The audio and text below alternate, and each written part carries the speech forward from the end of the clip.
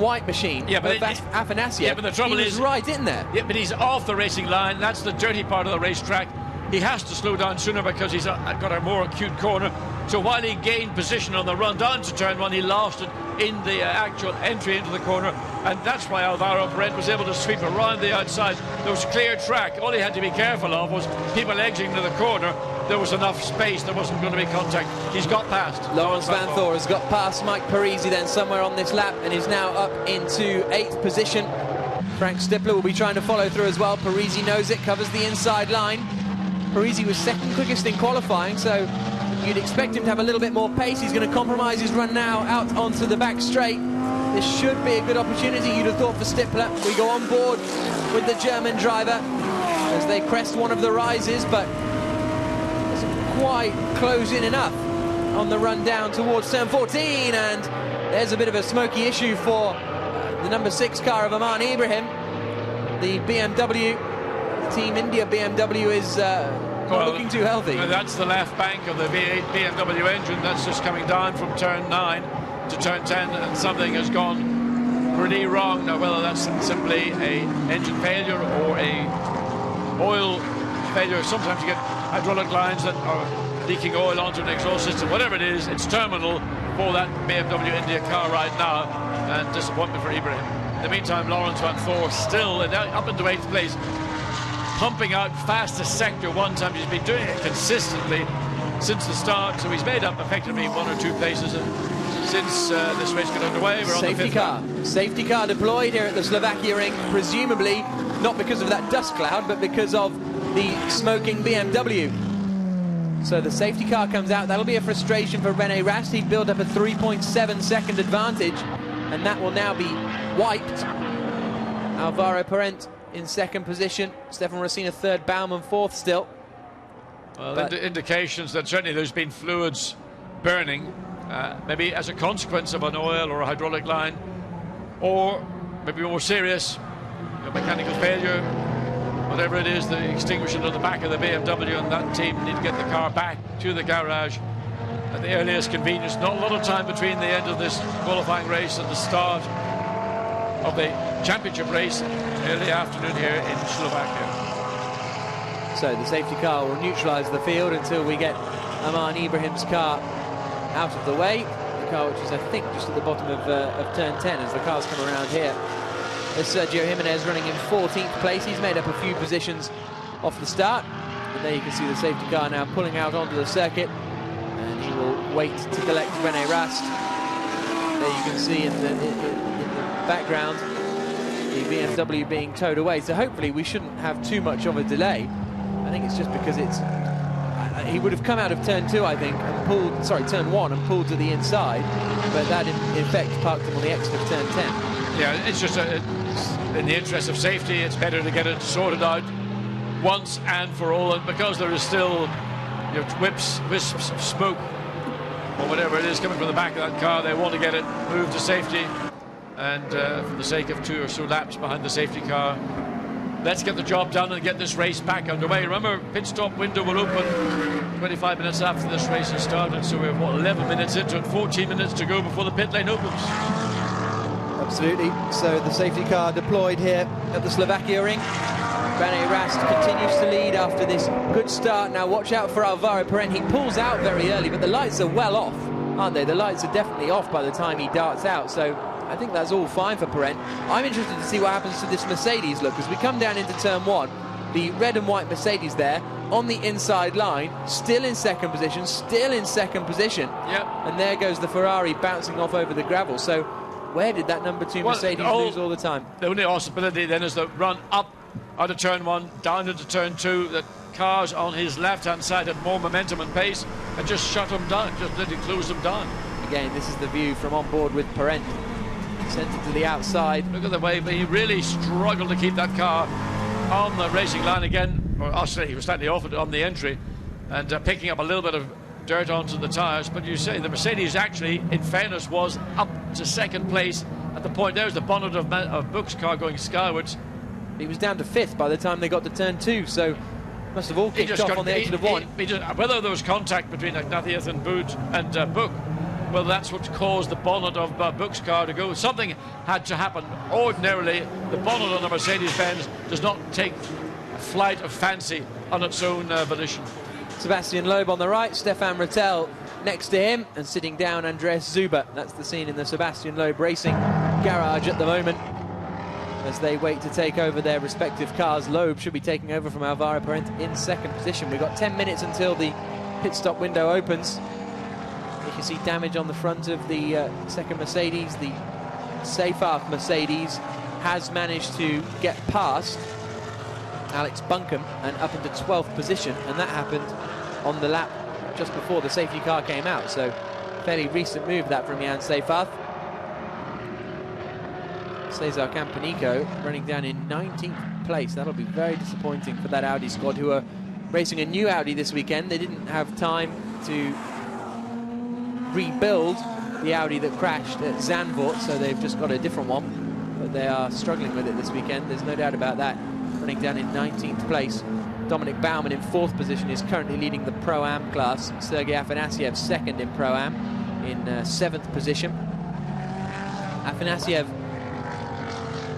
and Andreas Simonsen, some people's dark horses really for the win in this race, and it looked like that might be a decent and viable opinion at the start. Anyway, when Afanasiev was up into 2nd place, but couldn't quite keep it all together.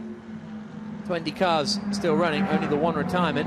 There is Oman Ibrahim, the Indian driver, ex-Formula 2 racer, ex-A1GP racer as well. But unfortunately, his race is over far too early. Alain Coder getting ready to take over the Zero car, which is currently in the hands of Kaka Bueno. Still haven't made much progress on moving the stricken BMW just yet. It may need to be lifted onto a flatbed. It may not be able to be towed. Whatever has happened to that car, it's taking some time to get it moved, be it pushed by marshals or lifted on a crane and put in the back of a flatbed truck and brought back to the pits. Safety car still on track, and it says car 6 stopped at turn 10, smoking heavily. Well, that's a bit unsocial, isn't it? Absolutely. At least he's not indoors, then he'd be in a lot of trouble. Through the Blanc-Pain chicane they come. So who are the big winners? Obviously the big winner, Alvaro Parent. Maximilian Buch has somehow ended up in 5th place, which is good news for him, because he started actually in 6th. So despite a difficult start, he now let's see what happens here. The number 2, there's a little bit of a touch there. The number 2 Mercedes coming through turn 1. I think he got muscled out by Parent and Rosina as they exit 2 up the hill, and then you got this drop down into turn 2, which is a quick corner. Look, this is Buch right in front. He got a terrible start. He's getting swamped on either side. We're on board here with Alex Buncombe, who decides to do the Alvaro Parent line. Doing the right thing, Alex Buncombe. He did absolutely the right thing. But look, you can see the McLaren. Then suddenly, Sebastian, the other car, the Parisi car, just dived in front of Buncombe. Buncombe had to get out of the throttle. That lost him his momentum, and potentially there's the bonnet going skywards from Buch's car. And I think that Agnatieff just got muscled out all the way around. Yeah, Nicky, you have a nice afternoon. Nicky Bermanov, happy as ever. It's always nice to see him happy. It's ugly when he's unhappy. Yeah, no, that's very true. Oman Ibrahim still walking away from his stricken BMW. It feels like he's been doing that for about 5 minutes now as the flatbed is prepared, so hopefully we shouldn't have too many more laps behind the safety car. But René Rast is Nicky Mermanov's teammate, and he's leading this race at the moment. And this will be frustration for Rast, because he had a 4-second advantage when the safety car came out. That's been eroded. There's Pierre Dudonné, boss of the WRT squad. See, all this is going to change teams' strategies. They could have come in after 25 minutes and no later than 35 minutes. So what are they going to do now? We've had 3 laps under the safety car, and Pierre Dudonné, though, you can see that he's already on the case. So WRT wondering what the best strategy is for the remainder of this race. Michele Rugolo is actually up into the lead of Gentleman Trophy, up into 15th place, despite that off at the first corner. So good stuff from Rugolo. Now Vincent Well, so certainly, something. There's something not right. I mean, you can see Otelli is sort of slowly getting himself ready, earphones, to take over that car from Laurens van Thor. Laurens down in currently 8th place. Now, is Audi going to make an early stop, get out of sequence, potentially get Otelli into it? You know, they're working it out on the hoof. They don't know quite what's going on. This safety car has thrown a real spike into the plans of everybody, but particularly in the case of Audi, who've got control of the race, albeit now with less than a second between the leading Audi and the second place car of Alvaro Perez. What they don't want to happen is to find themselves getting jumped on the restart by a very, very feisty Alvaro Perez. Yep, absolutely. We saw Alvaro Perez performing strongly here last season. He's already demonstrated his capabilities this weekend. But it's René Rast who leads the way. The Porsche Super Cup champion, the German Carrera Cup champion. All sorts of accolades are befalling René Rast, who's really forming an impressive figure. So we can now hear from René Rast's boss, and that is Vincent Voss. And let's see if we can find out what's going on down there. Emily Groom. You seem upset. Is there something wrong? No, I think no. Everything is fine. We just try to understand what's going on. The safety car seems to stay quite long on the track for a small issue, so we don't really understand what they are doing. I don't know. They are repairing a truck now, so yeah, we are waiting. Try to understand. Okay, thank you. I mean, I think Vincent Voss has summed it up perfectly. They're not quite repairing the truck, but they've got to lift the BMW up, and part of the pickup truck is on grass, the other bit's on the racetrack, so it's on the tilt. And of course, you're now lifting all this up, and I mean, this is, you know, all the work that Audi have done. They've come here with a revised car. They've got, in fact, some of the 2012 spec on that car aerodynamically as well as on the restrictor. They want this race to get back underway, and they want to make as much capital of the performance gains that they've found as soon as possible. Absolutely, because when René Rast hands over to that man there, Nicky Meyer-Melnoff, he wants René to have built up as big a lead as is possible, really. But having said that, to be fair to Nicky, in Zandvoort, he was matching the pace of Stefan Otelli and the like. He's really come on leaps and bounds, Nicky. Yes, and I think, you know, he's matured, and he is comfortable with himself, with his natural speed and ability. He accepts that René Rast and Laurens van Thor and even Otelli in a single out-and-out qualifying lap are going to probably be marginally quicker, but in a race he's doing a really good job, and that's what they want from Nicky. I mean, still got the... What are they doing? The car... They had it up a minute ago. I thought they had it up. I mean, was I seeing things? Or have they decided it's... But, well, that sums up the situation. Stefan Otelli having a gentle moment of contemplation, and Nicky is standing there getting himself... I can see a head of steam coming shortly with Nicky Meyer-Melnoff, because he will feel that pressure. Yeah. And all the team can do is let René Rast stay out until the last moment and try and rebuild the lead that he had previously built in the 4 racing laps that we had. But, I mean, how long does it take? I've seen light bulbs changed quicker than they're getting this car cleared of the racetrack. So, through the chicane they weave. Dominic Baumann leading the Pro-Am class. Michele Ruglo, as I said, leading the Gentleman's Trophy. The top 3 in this race, all from the Pro Cup, naturally. As we come through the right-hander down at the bottom of the crest, waiting to see what happens with this smoking BMW. They're struggling to get away. There's the Cacabueno run BMW in 6th position. Number 13 there is Frank Steppler. Look at this, it's a miracle. The car is up.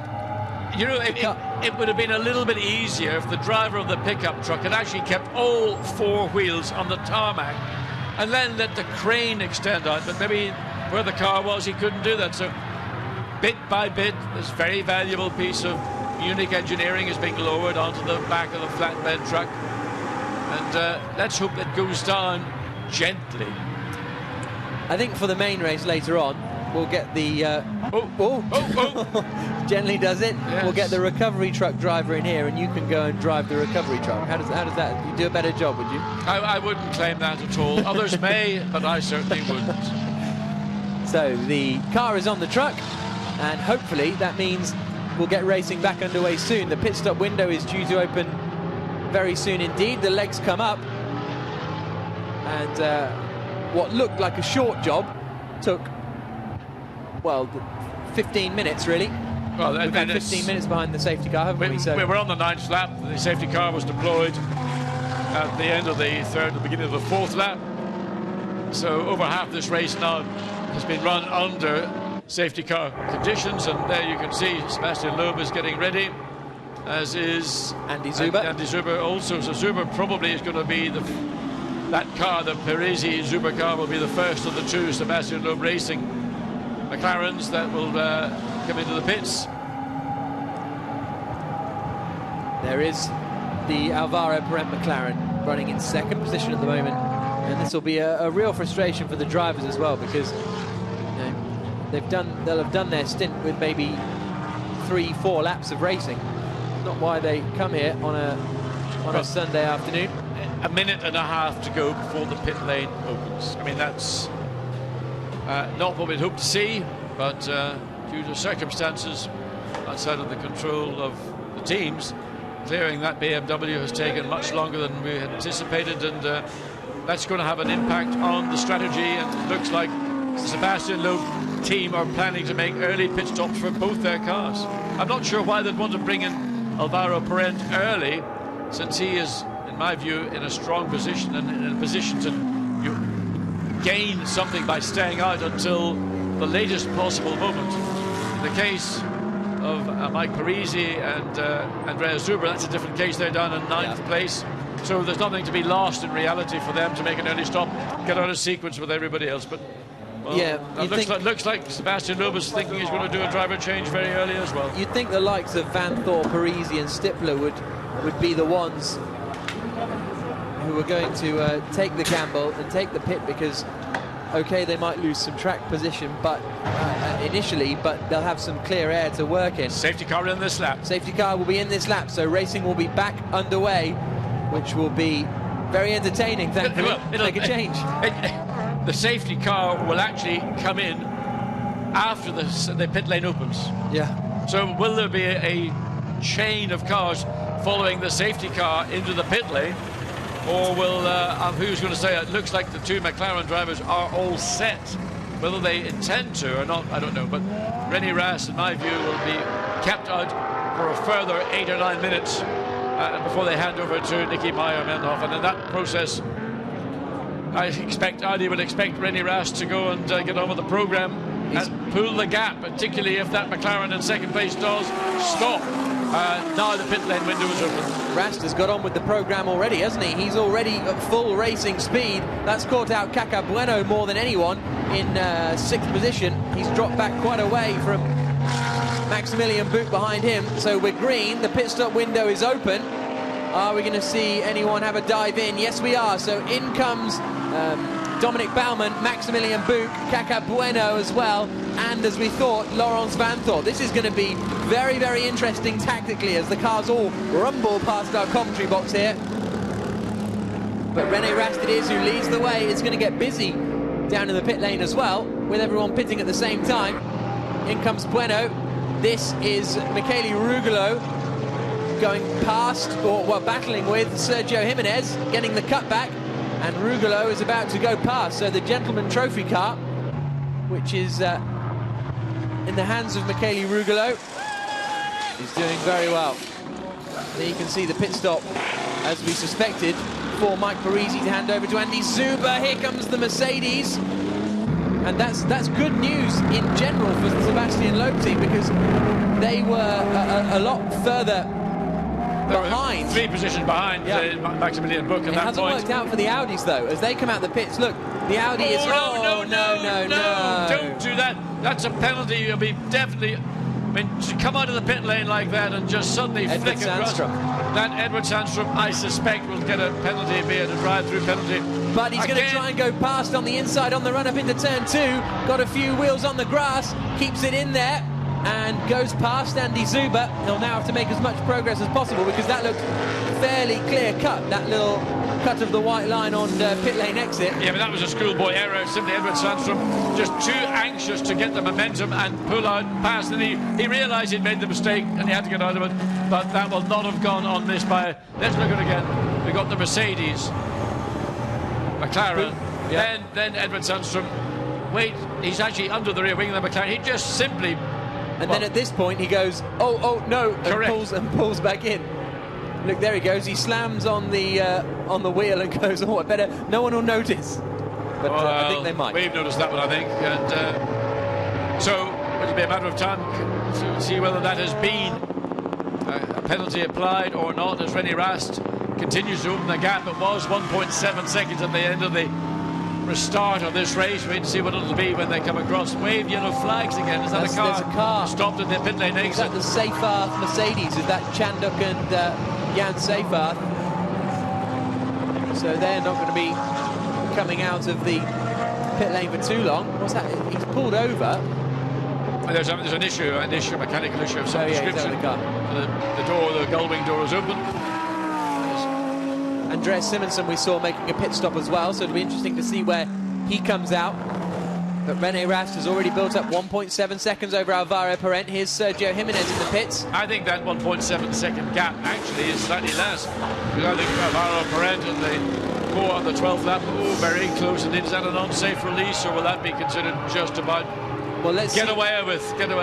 Let's see where they come out. Simonsen is going to come out then behind that BMW. That's not good news for him. Here comes the attack from Stefan Ortelli, trying to go past Andres Zuber, and Ortelli goes through. Does he? No. Zuber's holding on the outside line. A little bit of contact, but Zuber surely won't be able to hold the outside all the way around turn 2.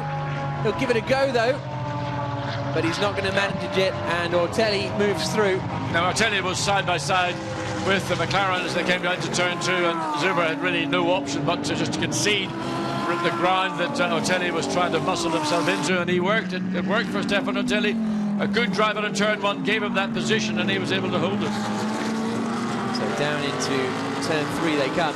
That promotes Ortelli up into it's difficult to make out what I think will ultimately be about 7th position, as René Rast continues to lead. Stefan Rosina has stayed out there as well. Those top 3 are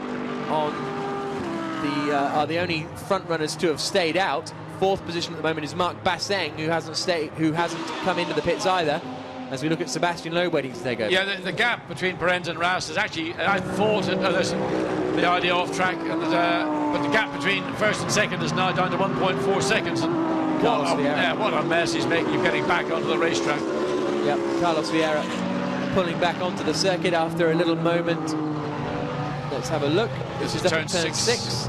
Whoa, there he goes. I mean, we've seen a couple of Karen Chanduk got it all wrong there in practice, and he went way off to the left. We never really found him since. Whereas Vieira actually spun there in free practice 2 yesterday, so he's struggling with that corner. I mean, he's struggling all. I mean, ideally, you don't want to be on the grass trying to get 560 horsepower through your rear wheels. The gap closed on that last lap for the lead of the race. Alvaro Parent took 0.3 of a second out of René Rast up at the front, so the gap is just 1.4 seconds. This is going to be very interesting indeed. Andreas Simonsen, now he's in the car, has just set the fastest middle sector of anyone in the number 2 HGP Gravity Charouz Mercedes. We go on board with Parent then. Up through the gears towards turn 9. Just watch the hands of Parent. We've noticed that the McLaren at different times could be a very nervous, twitchy car, but seemingly now with full temperature into the tyres, the balance is coming towards the driver's advantage, and pushing very hard, working a big drop off coming out of the chicane just after turn 2. Yep, down into the right-hander. That will be, I think, Stefan Ortelli, who's kicked up the dirt there on the outside of the Blancpain chicane. But here's the gap at the front. René Rast pulls away in the middle sector. Parent is quicker in the 1st sector. We'll see what it's like in the 3rd sector. When are they going to come in to the pit lane? Now, in comes Alvaro Parent to hand over to Sebastian Loeb. Loeb will take over and hope to be quick enough out of the blocks that he'll be able to get the jump on the WRT squad. On board we go then with Parent as he waits, looks for his mechanic. There you can see him on the right-hand side, waving him in. What they're going to be looking for is a ultra slick pit stop. So Alvaro Parent gets out, the slightly shorter but stocky Sebastian Loeb gets in. All those lessons learned from the opening rounds where Loeb came in for his pit stop to hand to Parenti, he undid the seat belts before he got to a stop. Those lessons well learned, so that well-oiled machine that is Sebastian Loeb Racing car off the jacks. There she goes. Good stop, I would say.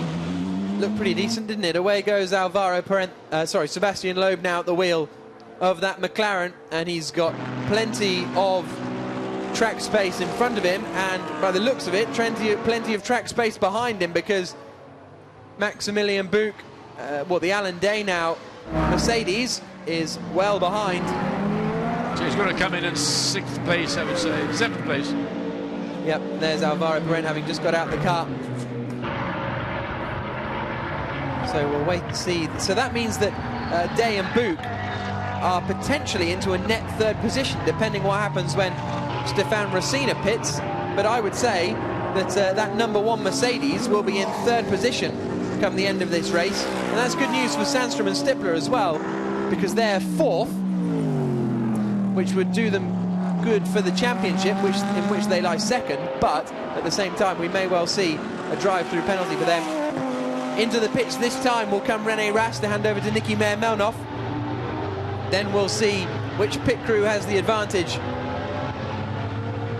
Through the long right-hander at 14. It's just got to be very careful. The pit lane, the blend line, you see a number of drivers were cutting that coming into the pits during practice and qualifying, getting penalties for it, but no problem whatsoever for René Rast, too professional to make that fundamental mistake. And there we will see the exchange. Nicky Meyer-Melnoff preparing. He's got a new helmet. He's got a new helmet. It used to be green. It was green. Maybe he's decided he's not a green driver anymore. No, absolutely. Into the pits he comes then. René Rast up on the jacks. Wheels get changed. Of course, Melnoff is a taller driver than René Rast, so they've got a seat filler to enable the driver change. So Melnoff gets into the cockpit as we look and see. Sebastian Loeb coming around turn 13 then.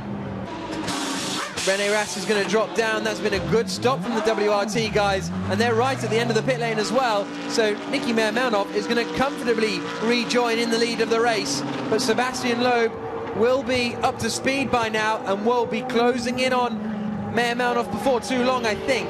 We'll see what kind of pace Meyer-Melnoff can find, though. Out of the pits here comes the the Lamborghini of Peter Cox, and he has lost out. He's lost 2 positions and he's now down to 5th place. That car came into the pits in 3rd. It's come out of the pits in 5th. Slightly the pit lane exit. But it will be 4th, apologies, because a drive-through penalty has just been awarded to the Audi in front of it, car number 13. I was going to say, what's going to happen, that taking them a little bit of time to come to the judgment that that move by Sandstrom coming out of the pit lane when he came across the pit lane exit line way before he'd even exited the pit lane. So he's going to be penalised for that. But the pit lane exit is actually slightly difficult because the way it blends into it's on the approach line to turn 1, and that's partly, I think Peter Cox got slightly compromised. 2 cars ahead of him now were the 2 cars that were looking to come onto the racing line, and that's where some of that mild contact also was coming from. There is Peter Cox in the red Lamborghini, but there's our race leader, Nicky Meyer-Melnoff. We'll have to monitor the gaps then between the top 3 for the next few moments, really. For the next few laps to see what progresses as we go on board with Peter Cox in 5th place now. And John, they crest the hill down into this left-hander. I mean, getting your braking right here is important. It's a slow corner. It's a corner that's easily overrun, and Peter Cox marginally did that on the braking, trying to regain those positions that he lost effectively because he was exiting the pits as the 2 cars ahead of him were coming at racing speed, and they just really sort of boxed him in and almost refused to let him get onto the racetrack. So down into turn 13, nothing really between the 2 cars ahead in terms of straight line performance. Peter Cox taking a slightly tighter line, holding that line, trying to pick up grip as the Audi going into the base it is. So he's in effect gained one of those positions through a pit stop. Yep, up into 4th place then goes Peter Cox in the Lamborghini. Purple first sector on that last lap for Stefano Telli. as Sandstrom so this serves his drive-through penalty. Yeah. Doing it at the earliest possible moment, and just make sure on the exit he doesn't cross the white line again. I mean, it's an obvious thing to say, but it can happen. You know, in your haste to get back out, you can make those fundamental errors. Gap at the front, 1.4 seconds between Niki Meyer-Melnhof and Sebastian Loeb. We saw these two go head-to-head in Nogaro at the first race of the season. And we've got a car off at turn 9. I think that's the second safety, isn't it? So that's an unfortunate moment for Jensi Michael. Let's hope this is not another safety car, because it is in a difficult position, because the car, if a car goes off coming through turn 9, that is going to be the precise bit of the racetrack that it will go, the direction the car will go. Yep. So I would not be surprised if we see another car, unless that can be restarted and removed under the driver's control there, or some of the marshals, the driver out of the car. I fear we may see another safety car. Yeah, because if a car goes off there like Stefan Ortelli did last year, then oh, there's Racina. He's chilling. Mr. Racina, put it away, please. One for John Watson, by the sounds of it. You enjoyed that. And Peter Cox's daughter was hanging out with them as well, by the looks of things. So as they come down into the final corner of the race, we're back up on the focus on the race lead, and Niki Meyer-Melnhof is now right under pressure from Sebastian Loeb. If these two start battling hard, Alan Day might start to close in as well.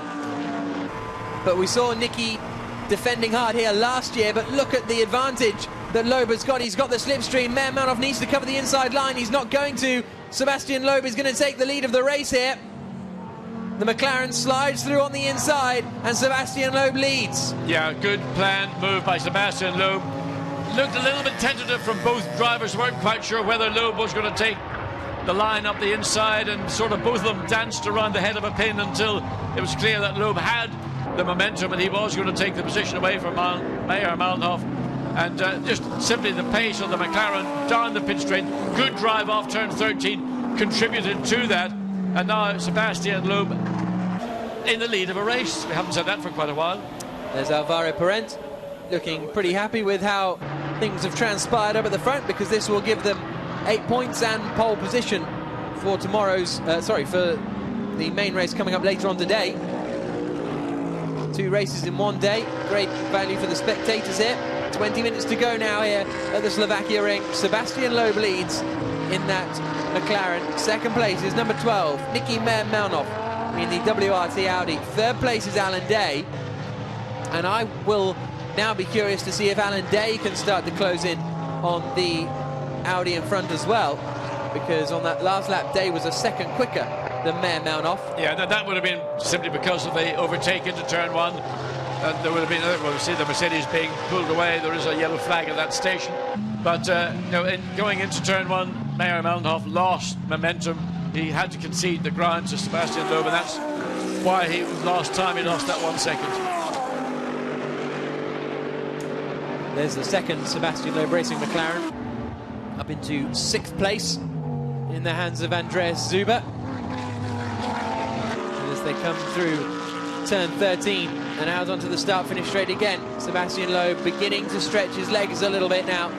The gap at the front is 0.8 of a second. The gap from second to third is 1.3 seconds. On that last lap, Alan Day was 1.3 seconds quicker than Meyer-Melnhof in front. So things could all start to concertina up behind Niki in a moment. And here's a replay of the overtake. It looked fairly straightforward. Yeah, I mean, it's pretty much classic. You get the slipstream. The main thing is you get alongside the car you're overtaking, and then by being on the inside of the racetrack, was able to control the corner. And Niki Meyer-Melnhof really in new position. Once he let Loeb get alongside, he didn't do anything to try to be aggressive in his defence. He just allowed Loeb to get up the inside, and once he was at that point at the apex of the corner, it was all over. The lead had changed from Audi to McLaren. So Alvaro Parent will be hoping that Loeb will be starting the main race later on today from pole position. That's how things are looking at the moment. brakes come on as they come through turn 6. Alan Day, will he be closing in on Mermanov for second position? Peter Cox is in 4th place. Stefan Ortelli in the championship leading Audi is in 5th position. Zuber in 10th, and then in 7th place and leading the Pro-Am class is Harry Procek, with Andreas Simpson behind him. But I tell you, Peter Cox is driving the wheels off his Lamborghini, trying to regain the ground that he lost. And he's trying to run down Alan Day. He's only 0.8 of a second behind him. Alan Day a further 1.3 seconds behind second place Nicky Meyer-Melnhof in the Audi. And their lap times are all pretty much. Melnhof maybe the slightly quicker of those 3 cars by a couple of tenths of a second a lap. Sort of regaining, I hate seeing a car stuck like that. That is a disaster. Move it now.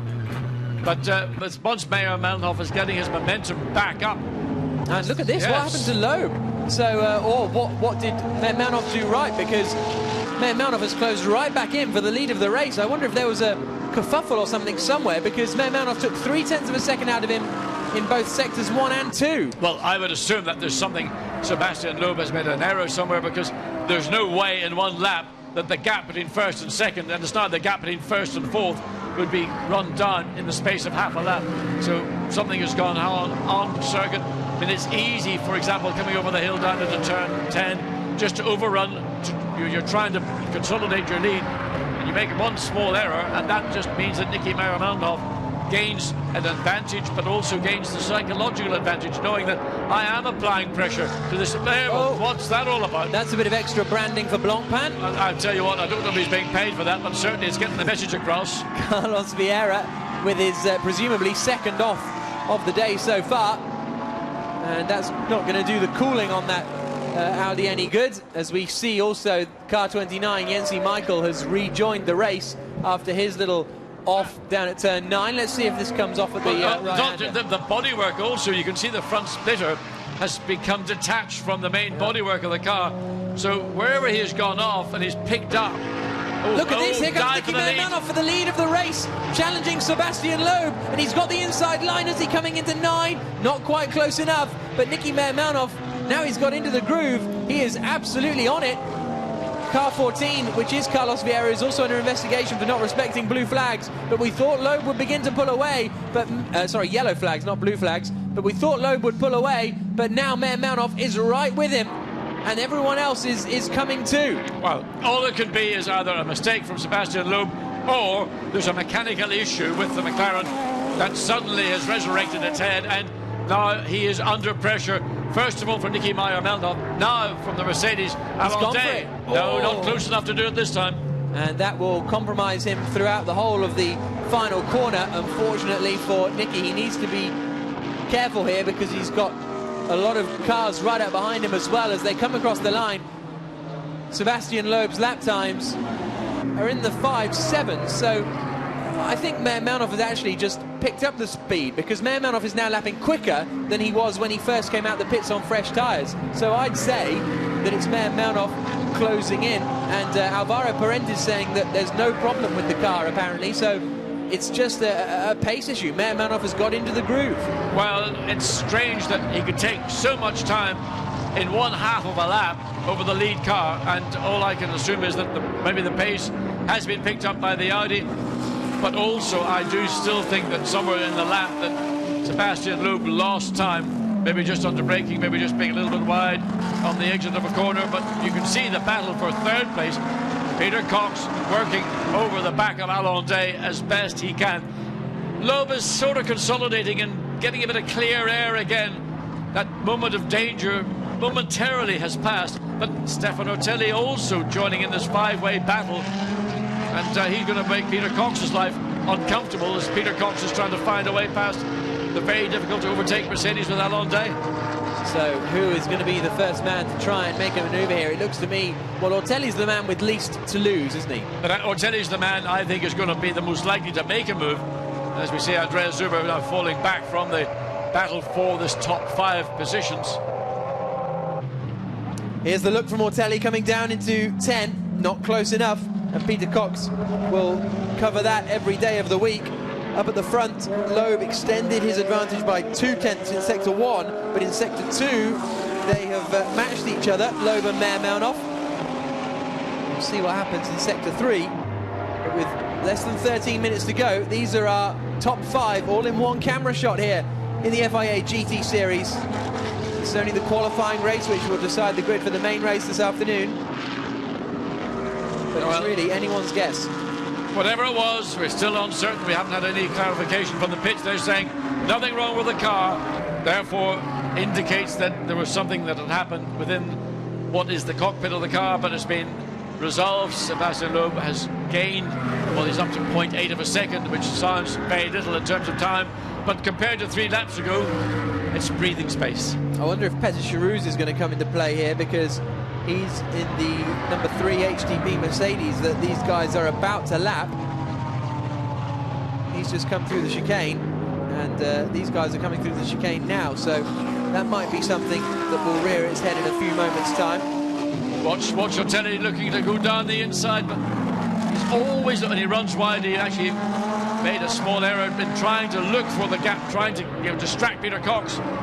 There's the car you're talking about that's going to come into play. He's still about 5 seconds ahead, 3-4 seconds now. Sebastian Loeb, and that will also be not passing the car, but where you pass is the key. Yeah, absolutely. Ortelli and Cox went side by side into the first corner at the start of the main race in Zolder back in April. Here's the look from Alan Day. Is he going to force his way through? He's got enough of an overlap, and Day will surely move up into second place. A bump between them. Meir Malnoff is pushed out off the circuit, and he goes from 2nd to 5th. Well, difficult really to see whether that was unnecessary from Day or whether he left Meir Malnoff enough room. But now Nicky is down into 5th place, and you can imagine the rage inside the cockpit now. There's the Vincent Voss team manager watching on, but Alan Day is up into 2nd place, but he needs to be careful because right behind him now is the red Lamborghini of Peter Cox. This is all good news for Loeb. Indeed, Sebastian Loeb's had that pressure removed. We'll wait to see what the time is. It was 0.8 of a second, but then that's all changed with the contact between the Mercedes and the 2nd place Audi. Let's have a look at it again. It's a good move initially. It's a good move. 8. In fairness, it's a move that he dives down the inside. He gets the Mercedes. At that point, he's only, well, no further than the driver's door, but is increasing the position. The bump actually occurs more on the exit, at which point the 2 cars are pretty much side by side. Whether that's deemed an avoidable incident, whether there's a penalty will be applied for that, certainly it's going to be looked at. Car 14 under investigation. That's nothing to worry about. So whether Alan Day will receive a penalty or whether that will be just seen as a racing incident, difficult to call it, because I think initially Malnoff had the higher ground, but by the time they got to the exit they were side by side. Well, the incident is now under investigation. Peter Charouz has moved out of the way of the leading pack, which is good to see.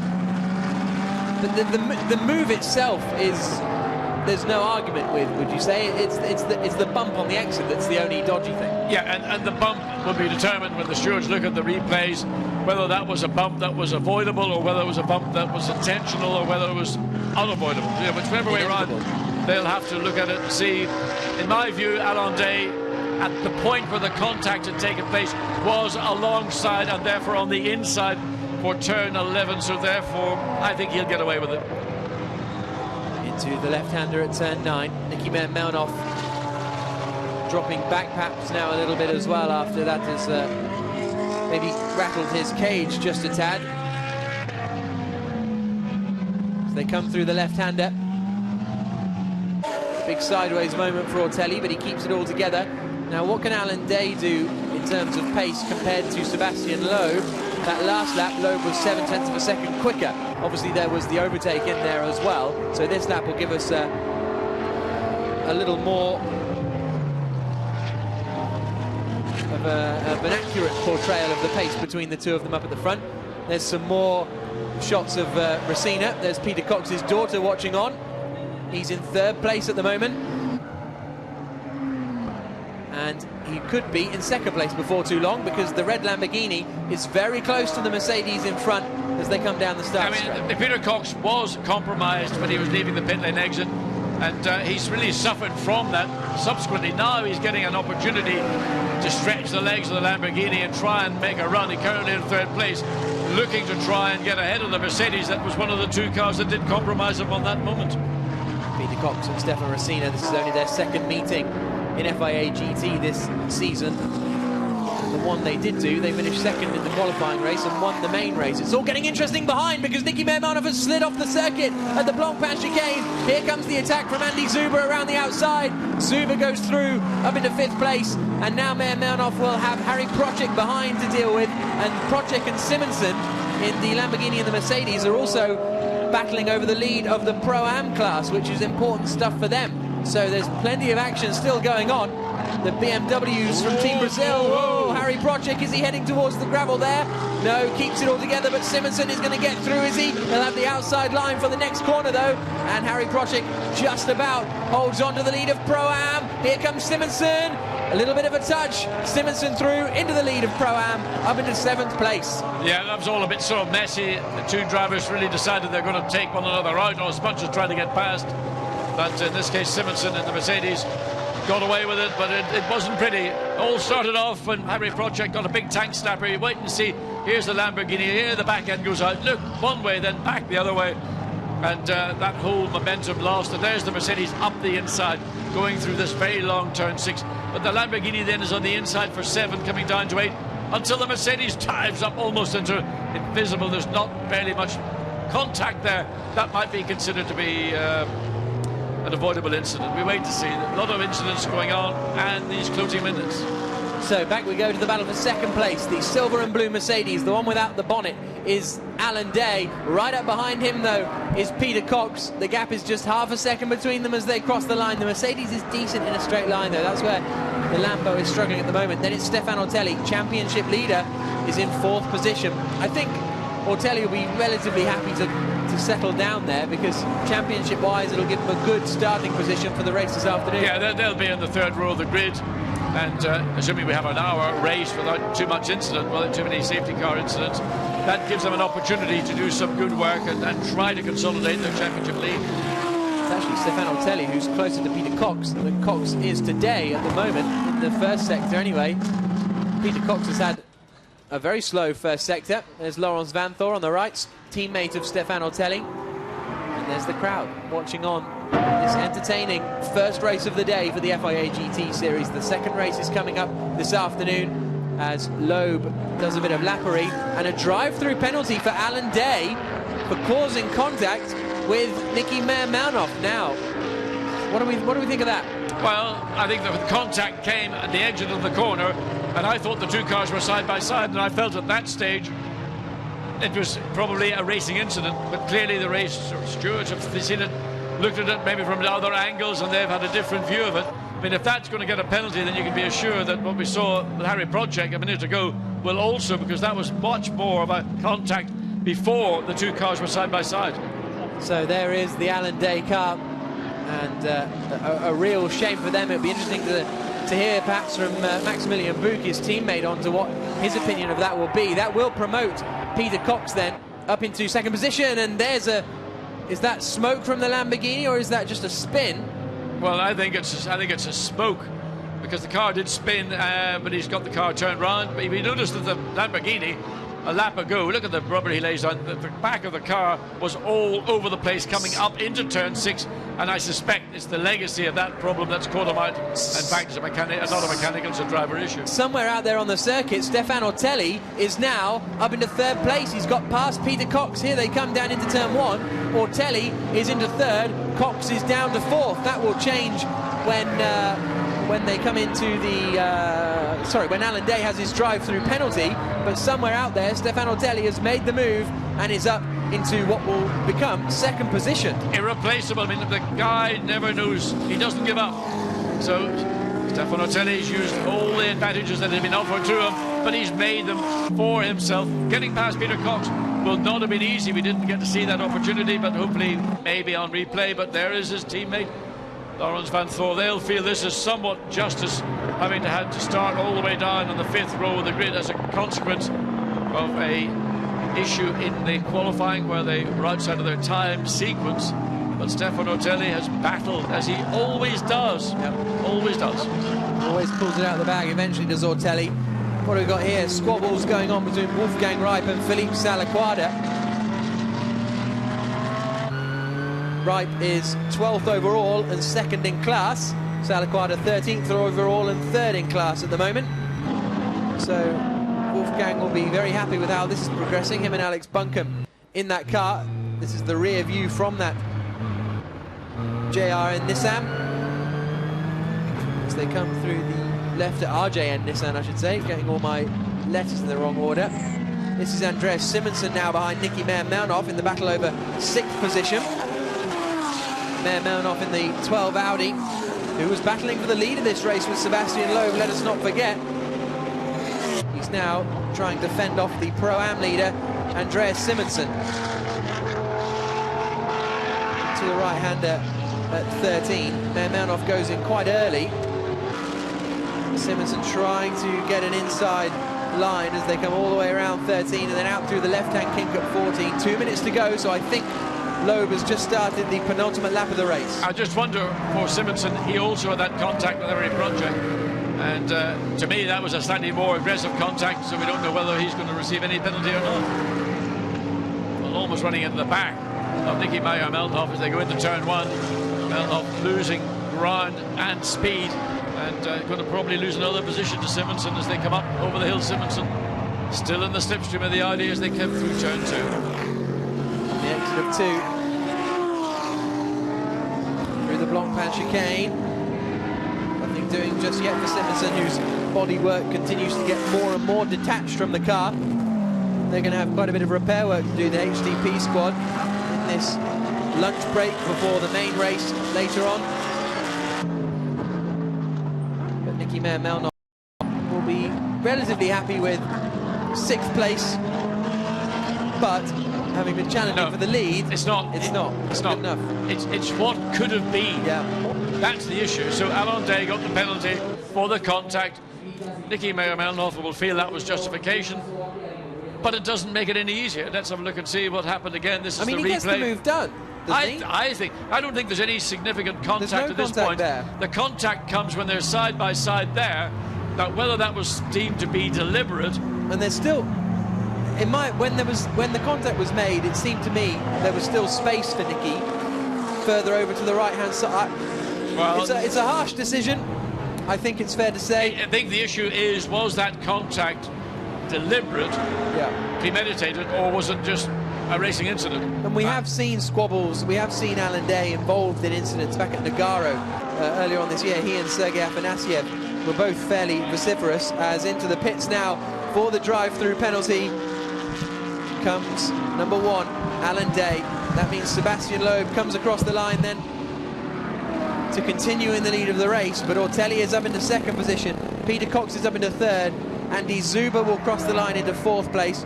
5th now will be Meyer-Melnhof. Red flag being held out to Alan Day. I don't know what that's about, but he's allowed to get on his way. So don't really know what that was about, but he's coming out now in 11th position, I believe, behind Edward Sandstrom. And sorry, 10th position I think it will be, behind Edward Sandstrom and ahead of Albert von Turnen Taxis. But there's our race leader, Sebastian Loeb, made possible really by the phenomenal start from Alvaro Parent, from 8th to 2nd on the run down into turn 1. Really impressive stuff from the Portuguese driver.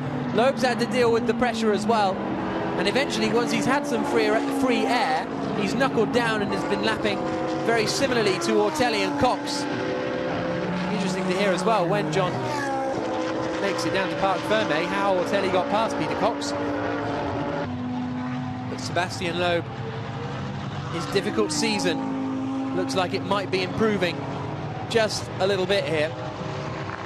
They won, of course, the first race of the season, the qualifying race in Nogaro, but since then they finished 12th in the championship race, 17th and 13th in Zolder, and a retirement and 7th in Zandvoort. It's been a difficult season. It's not because of the pace, just things haven't gone well for the French squad.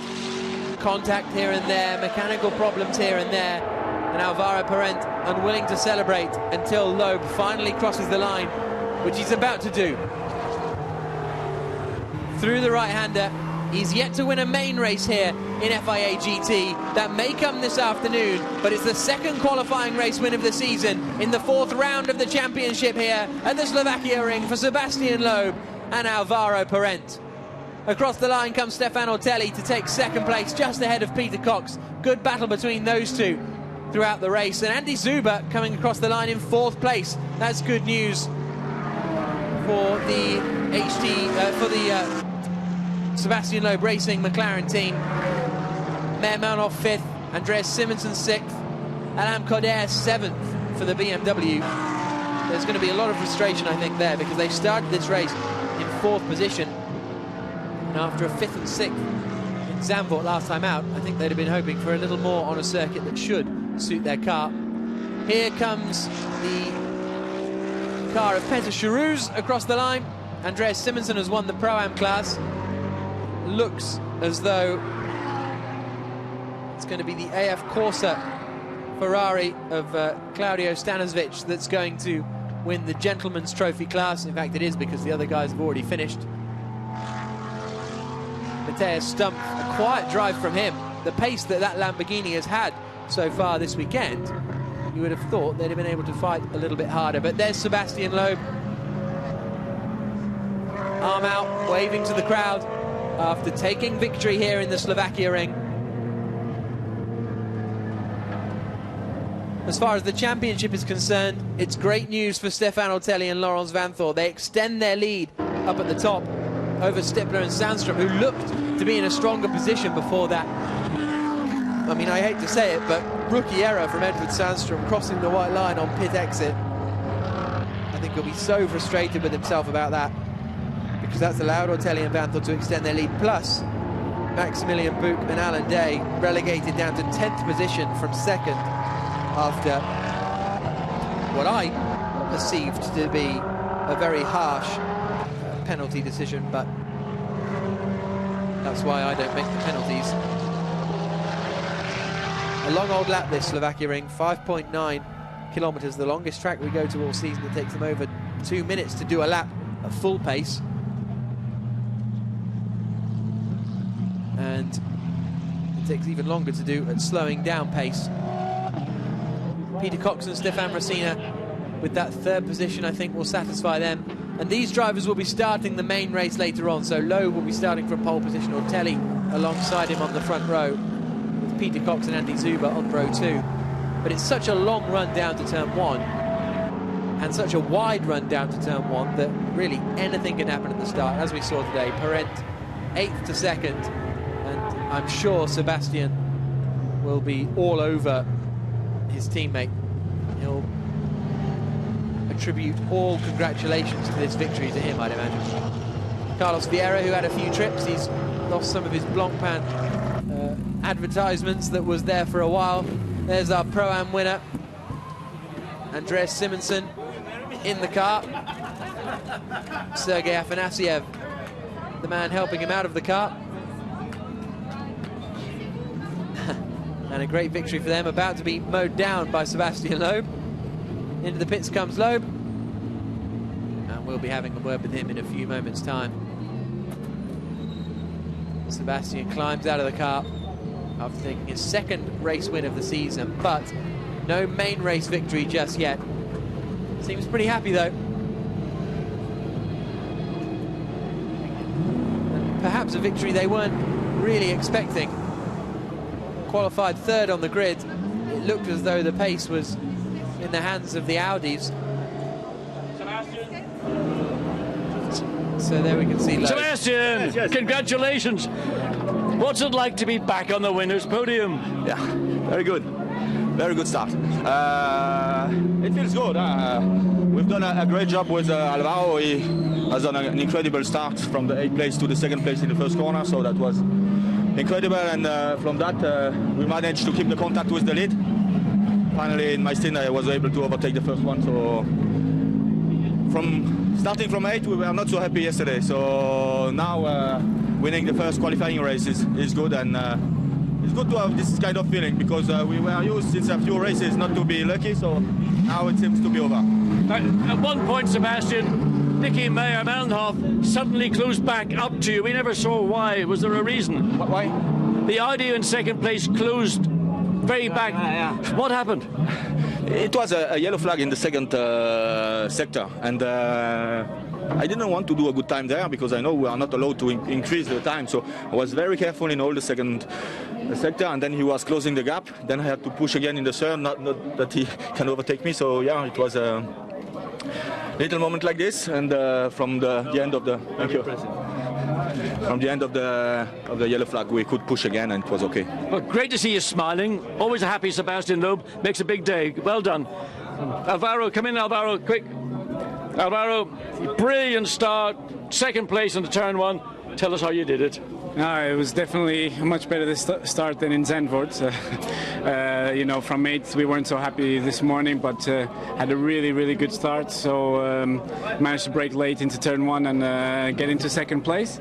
Then the Audi was a little bit too fast. You know, Renault was going fast, and the Audis looked strong here again. I couldn't really catch him or really keep up. So. But anyway, then we did a good pit stop, and really good to be back and have back winning the qualifying round, and now we're really looking forward to the main race because we need a bit of luck, you know, after all is what's happening. It's incredible. So let's see if this next one goes a bit better. Well done, Alvaro. You did what you were asked to do. You got the car in position. Congratulations. Thank you. So Alvaro Parent, after that brilliant start. There's Stefan Ortelli and Laurence Van Thorp, who fought their way to second place after they started down in 9th position on the grid. So the 9th place car finished second, the 8th place car finished first, the pole car finished in 5th position. So we had plenty of mix-up. So we saw Ortelli and Van Thorp chilling. Now John has disturbed them and he's talking to them. Laurent, starting in 9th place is always going to be a difficult task, but you and your teammate did it, second position. Yeah, we're really happy. We said, okay, we'll try to go in top 5 and then make a good championship race.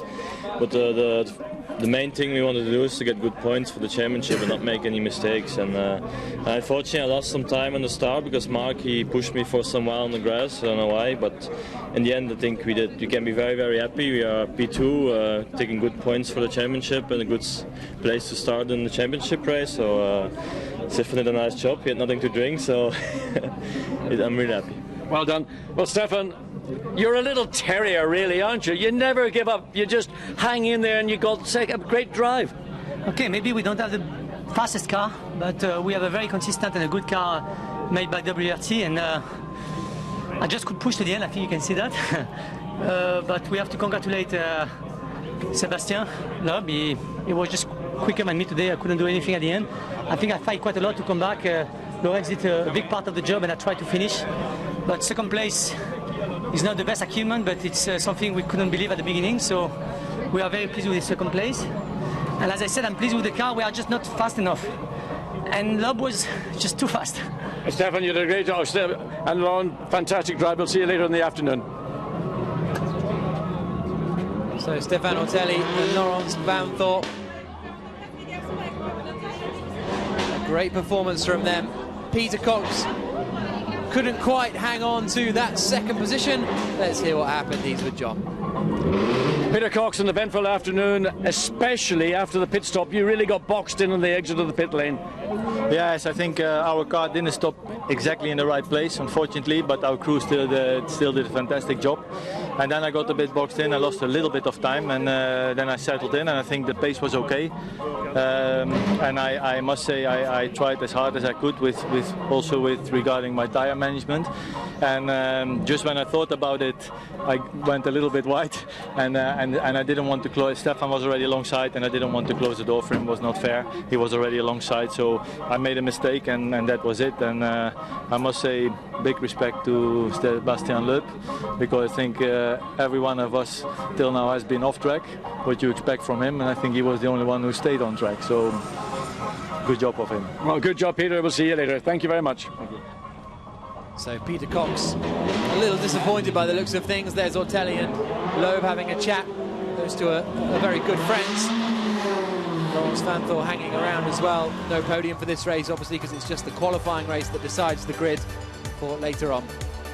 Here's a look at the results then. After 27 laps of racing, about 20 minutes of which was behind the safety car, Sébastien Loeb and Alvaro Parent took the victory. 4.7 seconds clear of Stefano Telli and Laurens Vanthoor in second place. The championship leaders extending their advantage. Peter Cox and Stefan Rossina finishing in third position, not too far behind, but as we just heard from Peter Cox, very disappointed that he made that mistake to drop them to third place. Andreas Simonsen won the Pro-Am class. That car in 16th place there. The Stadosvich Rugolo car won the Gentleman's Trophy. But there will be a lot of frustration for Karun Chandok and Jan Seyfarth. A problem exiting the pit lane meant that they finished down in 20th place, and that's where they'll start for the main race later on this afternoon. So Sébastien Loeb takes his second win of the season, and as a result that moves he and Alvaro Parent up into 6th position in the championship, but it's now a 16-point advantage at the top of the series for Ortelli and Vanthoor, with Sandstrom and Sippler in second. So the qualifying race was really not decided at the first corner, but hugely impacted at the first corner. The far right McLaren of Alvaro Parent started 8th on the grid, got a great getaway and managed to go around the outside to slot in second place. Michele Rugolo was unceremoniously nerfed off at the first corner. He managed to recover though to win the Gentleman Trophy class. This was the onboard from Parent. He got a fantastic start, pulled out to the outside of the circuit and was brave enough and skilled enough to hang on around the outside. Could easily have got a tap. The bonnet got lost off Maximilian Buch's car on the first lap, and then we had a very, very smoky BMW, Aman Ibrahim, retiring the car. Unfortunately, that also brought out the safety car. Whilst the car was removed, Aman out of the car and absolutely fine. Once the safety car came back in though, René Rast continued to lead the way. Alan Day was the man really on a push, trying to make up some positions. Green flag was waved once the safety car was back in, and Rast really had the speed over Alvaro Parent. In the pit stops there were a few close calls here and there, and as Alan Day came back out of the pits, there was the infringement from the 13 car of Edward Sandstrom. He could have finished second in the race had he not made that mistake. There is Carlos Vieira having one of his 3, I think, trips into the gravel today. Alvaro Parent handed over, as did René Rast, Niki Meyer-Melnhof. Niki Meyer-Melnhof came out with a comfortable advantage, but Loeb began to reel him in. Peter Cox couldn't quite stay ahead of Edward Sandstrom, but it didn't really matter because Sandstrom had been given a drive-through penalty anyway. There's René Rast. Phenomenal performance from him. Stefan Rossina chilling, shall we say, in the garage. Here was the move for the lead of the race. Sébastien Loeb found the inside line and slipped past Niki Meyer-Melnhof into a lead that he would never lose. Meyer-Melnhof continued to fight and continued to follow him for quite a few laps, but ultimately the Frenchman was in control up at the front. A bit more sponsorship opportunities for Blancpain, and then we had this continuing battle for the lead of the race. Parent looking nervous as his teammate was racing, and then this moment, Alan Day taking second position. Niki Meyer-Melnhof ran wide, but that was deemed a drive-through penalty for Alan Day, dropping him down to 10th position. Meyer-Melnhof also lost out to the second McLaren. Then this was where the Pro-Am victory was taken. Andreas Simonsen battling to get past Harry Procek, and then Harry Procek having a spin after perhaps contact with that BMW. There's the drive-through penalty I mentioned for Alan Day, dropping him all the way down into 10th place. But it was Sébastien Loeb and Alvaro Parent who took the race victory, and they will start on pole position for the main race here in the 4th round of the FIA GT Series. Join us for that later on this afternoon.